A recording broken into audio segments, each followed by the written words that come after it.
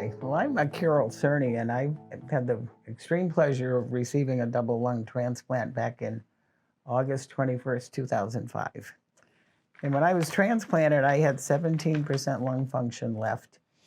And the surgeon said that I had very little viable lung tissue. And thanks to an anonymous donor, I'm still here today and I'm doing extremely well.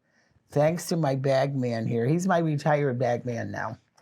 But Tom has been an absolutely incredible caregiver, and I have tried to have been a very gentle and appreciative care receiver. But going through a lung transplant it's scary. My first thought when Dr. Ojo, who used to be my pulmonologist, approached me about that, I said, no, that was just too scary and I didn't want any part of it. In spite of the fact that both Tom and Dr. Ojo knew that that was my only option to continue living, was to have a lung transplant. In 2004, I was lucky enough, I guess, to come down with pneumonia 3 times. And every time I came down with another case of pneumonia, my lung function kept on going down.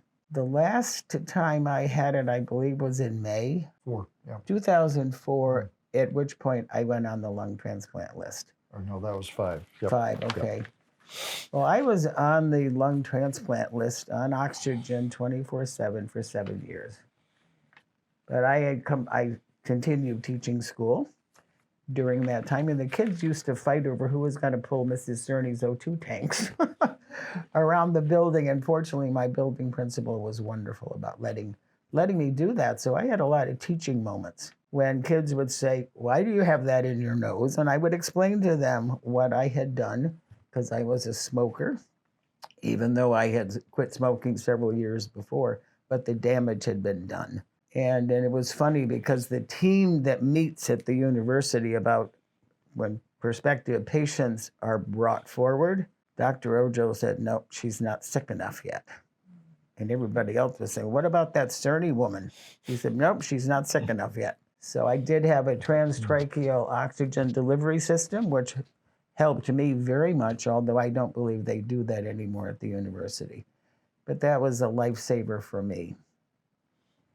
And I think doing something like this is extremely important, because when I was going through the process, there weren't any peer mentors.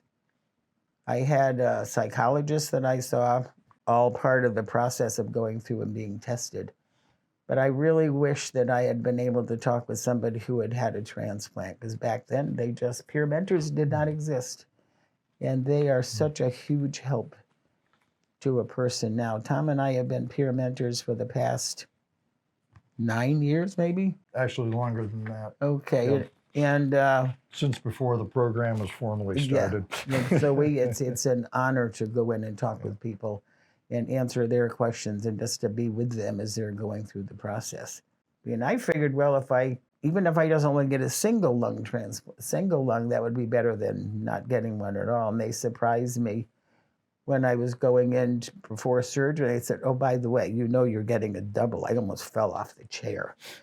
But I was in the hospital for 13 days post-surgery because it would happen right around Labor Day. And they didn't want me to go home over Labor Day weekend, because if something happened, I probably would be back down here. But I have had a remarkable ride for the last 16 years. No issues have popped up.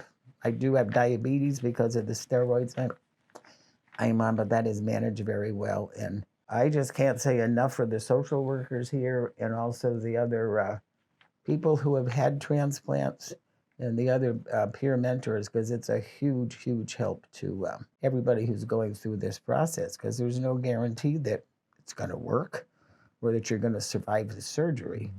Because I was cut from one armpit to the other, had a clamshell cut, and the scar is fading away now. So it's just remarkable.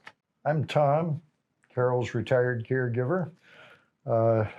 This has been an incredible odyssey we've been on for a total, actually, of 23 years. Yep.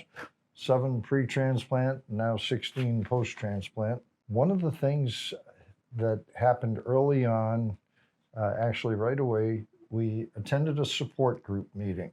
It was a very small group back in those days, but we met some incredible people. And in talking with them, we got hope. We knew it was possible. There's good things can happen out of all of this. And we still attend support group meetings 23 years later. Yeah. I like to say we learn something new every time. So I would definitely encourage anyone, wherever you are in the process, be sure to get engaged in the support group. Yes. Because there's different information that's meaningful at different times. And the repetition of it really helps, because one day you've got your mind on something else or you miss a point, and 3 months later somebody mentions it, now it's relevant to you. Oh. Good to know. Yeah. Good to know. And I think we've been able to help a lot of people in the process over the years. Lung transplantation is very much a team sport. Actually, I think you might say it's the quintessential team sport, because there are ever so many people involved at different stages, different roles that come into play. We've got the medical and surgical team, nursing, gift of life, the organ procurement folks, social work, very important, Yes, because it they can is. connect you to other services and resources within the hospital. Support group, as I had mentioned, and peer mentors. Carol and I have had the privilege of mentoring a lot of patients since about 1 or 2 years after her surgery. That was before we had a formal peer mentoring program. But we got to meet an incredible number of people, all walks of life, all different situations. Sometimes those encounters were about 30 seconds because there were medical people in their room or coming into the room and would just wave in from the hall if they were in the hospital. When they realized they were talking with somebody who had been there, done that, they could see Carol was normal. Yeah. I wasn't sick anymore. Right? You could see the tension just come right out of their bodies. It's so vitally important. 30 seconds, it's amazing what can happen. Yeah. And then other times we would have the opportunity to really engage in conversations, answer questions. In a hospital setting especially, you just have to go with the flow. There are too many moving parts around here. They can be kind of overwhelming at times. Yeah. And that's where us peer mentors, we're trained so that we know to shift gears in a heartbeat and move on. But it brings such great joy to be able to help people on the journey. Yeah. As Carol said, it is a journey. Yeah. And for most people, it's a really frightening thing as you get started. Yeah, it is. All of the what ifs, the unknowns. You can hear it from the official folks, the white coats around here, but it's a whole other story when you hear it from a peer. Somebody who's been there and done that. During COVID, this has been such a strange time. Yes, it has been. We used to attend our monthly meetings. We'd get there early. There was a lot of fellowship. You got to know people. Yeah. We developed some wonderful friendships. We wouldn't trade those friendships for anything. And we were so glad that we could be there for them as they were going through transitions as well. One of the real challenges is connecting with people during COVID. Fortunately, we've been able to have our support group meetings on Zoom. They're more formal than the traditional support group meetings, so we don't have as much time for the fellowship and just getting to know each other, which is so much a part of being support or mutual support.